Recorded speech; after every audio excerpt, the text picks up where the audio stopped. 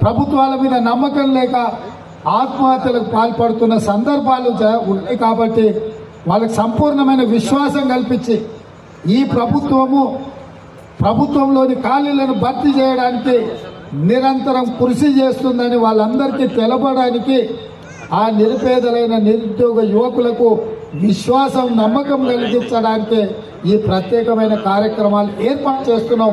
ప్రభుత్వాలు పనిచేయడమే కాదు, పని చేస్తున్నట్టు కూడా కనిపించాల్సిన అవసరం ఉన్నది. అందుకే ఈరోజు ఈ కార్యక్రమాన్ని మిమ్మల్ని అందరినీ ఇక్కడ రిక్రూట్మెంట్ బోర్డు నుంచి ఇంకొక 15,000 ఉద్యోగ ఖాళీలను కూడా భర్తీ చేయడానికి ప్రభుత్వము అన్ని రకాల ప్రయత్నాలు చేస్తుంది.